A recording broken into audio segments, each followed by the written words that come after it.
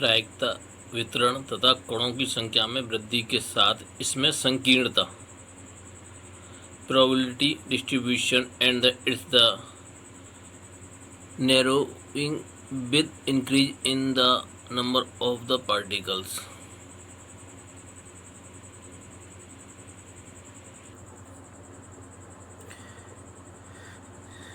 चित्र दिखाई दे रहा है आपको एक, इस बॉक्स को प्रदर्शित करते हैं जो कुछ आवासी विभाजन द्वारा दो समान आकार के खानों में विभाजित है। इस बॉक्स में आदर्श गैस के n अणु हैं, यानी जो गैस दे रखा है, बॉक्स दे रखा है N1 और N2 आदर्श गैस के अणु भरे हुए हैं। तो बॉक्स फर्स्ट है, जो बॉक्स सेकंड है। माना N1 और N2 पहले व दूसरे खानों में अणुओं की संख्या है। इस प्रकार N1 plus N2 capital N और N1 equal to N2 equal to N/2। यदि N बहुत बड़ा है तब ये N1/N2 इक्वल टू N/2 रखेंगे। ये अणु लगातार एक दूसरे तथा बॉक्स को या बॉक्स की दीवारों के अंत है आणविक संक्रियाओं के कारण टकराते हैं।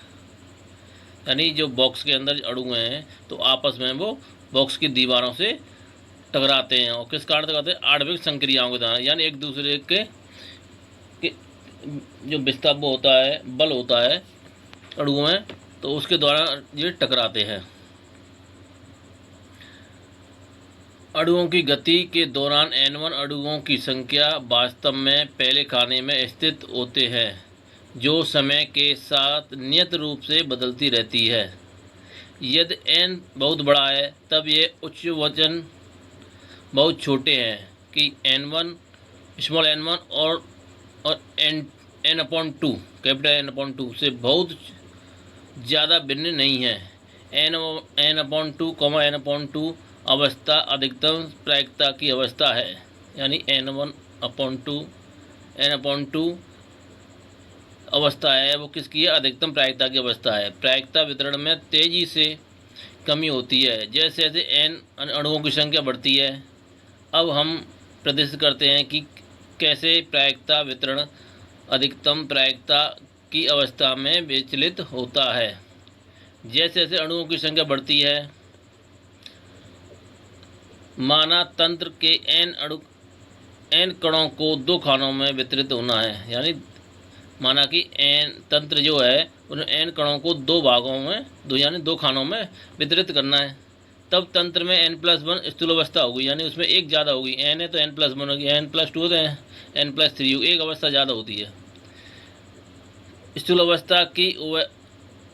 अवस्था की ऊष्मागतिक प्रायिकता या आवृत्ति ब्रैकेट में r और n-r होगी।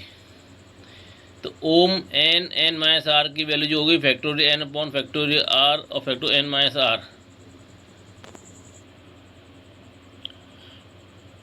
तंत्र की सूक्ष्म अवस्था की कुल संख्या 2n होगी। स्थूल अवस्था की संक्रिया n-r है, तब क्या होगा? p r n-r equal to ओम r n-r/2n। n जो कैपिटल n है, 2 की पावर में जो n है वो क्या है? कैपिटल n है। या फिर इसको ऐसे भी ऐसे लिख सकते हैं, इसको p r n-r equal to factorial n/फैक्टोरियल r factorial n-r upon into 2 की पावर n। यह अवस्था सबसे अधिक प्रायिक अवस्था होगी जब r की वैल्यू कैपिटल n/2 होगी, यानी जिसमें r की वैल्यू क्या रख दें हम? कैपिटल n/2 रख दें, तो ये अवस्था कौन सी होगी? सबसे अधिक प्रायिक अवस्था या स्थूल अवस्था होती है। यहाँ सबसे अधिक प्रायिक स्थूल अवस्था का जो प्रायिकता है वो p होगी, यानी अधिकतम होगी। मैक्सिमम कब होगी? p n/2, n/2 equal to factorial n और n/2 फैक्टोरियल में और 2 की पावर n। p अधिकतम होगी तो p n/2, n/2 equal to होगा फैक्टोरियल n/2 फैक्टोरियल n/2 और 2 की पावर फैक्टोरियल 2 की पावर n कैपिटल n है।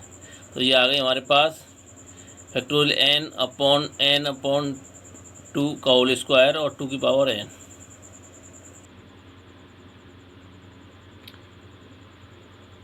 यहाँ हम मानते हैं कि फैक्टोरियल जो कैपिटल एन है वो बहुत बड़ी संख्या है, यानी कैपिटल एन का मान यूज हो रहा है, वो क्या होगा, बहुत बड़ी संख्या होगी। माना कि एक स्थूल अवस्था n/2 प्लस एक्स और n/2 माइनस एक्स सबसे अधिक प्रायिक स्थूल अवस्था से बहुत छोटे विचलन x पर है। स्थूल अवस्था की प्रायिकता होगी n/2 प्लस एक्स और n/2 माइनस एक्स है। तो पी एक्स जो निकालेंगे, p ब्रैकेट में n/2 प्लस एक्स और n/2 minus x, P x की सॉल्व करेंगे तो ये factorial n/p plus X factorial में p/2 माइनस एक्स फैक्टोरियल में और 2 की पावर n/2 फैक्टोरियल का होल स्क्वायर से गुणा करने पर, गुणा व भाग देने पर तो करेंगे तो ये आ जाएगा हमारे पास पी एक्स फैक्टोरियल n/2 का whole square upon factorial n/2 का होल स्क्वायर ब्रैकेट में n/2 प्लस एक्स फैक्टोरियल में ये भी n/2 माइनस एक्स, यही फैक्टोरियल और 2 की पावर n। इसको पूरे को सॉल्व किया तो ये आ रहा है P X equal to P अधिकतम पर, तो n/2 फैक्टोरियल का whole square n/2 plus X factorial n-2 minus के एक्स फैक्टोरियल में। अब क्या करेंगे, दोनों ओर का लॉग ले लेंगे। तो लॉग लेंगे तो इसके आएगा पी एक्स इक्वल टू